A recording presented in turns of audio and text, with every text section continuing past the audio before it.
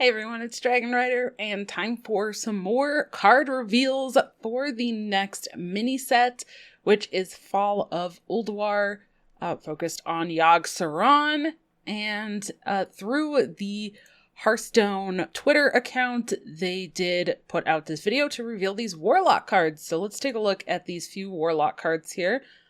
The first here, Curse of Flesh, is a 1-mana shadow spell. Enemy minions cost health instead of mana next turn. This card is kind of interesting. I think in many cases, making your opponent's minions cost health instead of mana might actually help your opponent instead of be kind of a hindrance. But if you are running a Warlock deck that is able to kind of get your opponent down to a lower health, then it actually makes it really difficult for your opponent to play any minions when they cost health and they are in maybe like single-digit health range, because as soon as they play a minion, they're going to die. Or if they have less health, it actually will not even let them play the card because it would kill them. So it's kind of an interesting card here. This almost feels like a finisher in a way, or maybe this could be a tech card against decks that are heavy minion decks, but otherwise I don't really think that people will play this in decks particularly, but maybe it's something that can be discovered. And as always, there's more sets that are going to be coming out later this year, or that will be available in standard even, or in other, sets and other formats, other modes.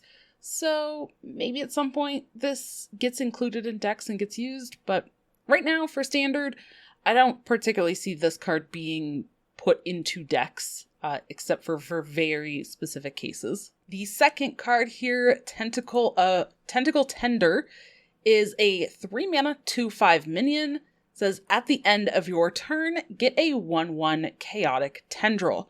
Now I did show that Chaotic Tendril, it's that neutral minion in my reveal video for the mini set.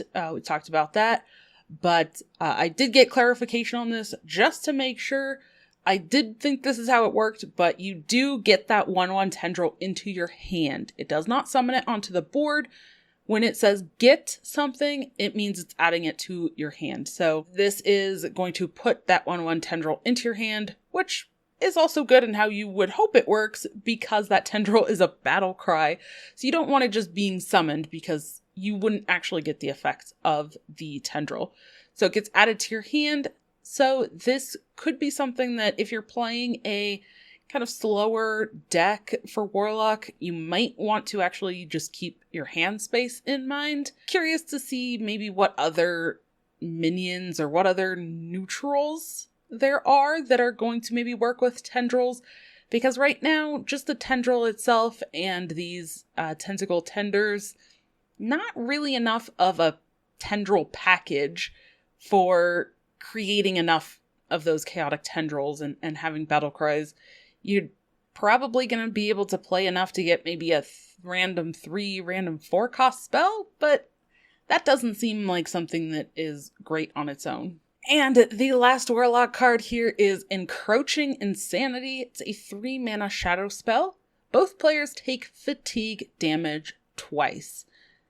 Now, this is pretty interesting because the way that this should work is both players should take the fatigue damage once, and then it will trigger again, which means that the second time, let's say this is the first fatigue damage, first it will deal 1, and then it will deal 2. So first time that you play any type of fatigue damage, this should deal 3 total to both players. Putting this in a deck that also runs some of the other kind of fatigue damage package that we already have in the game definitely could build up some of that fatigue stuff very quickly.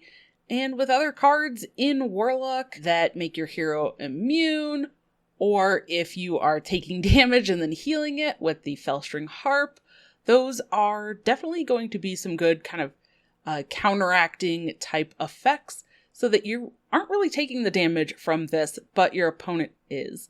So I definitely think that this card could see some play being added into some of those already existing Warlock strategies for Standard. What do you think of these Warlock cards? Let me know in the comments below. Thank you so much for watching this video, and if you haven't already, don't forget to check out the video that I put out earlier talking about the set as a whole, what's to come, and anomalies as kind of the main feature of the mini set. Thank you again for watching, and I'll see you in the next one.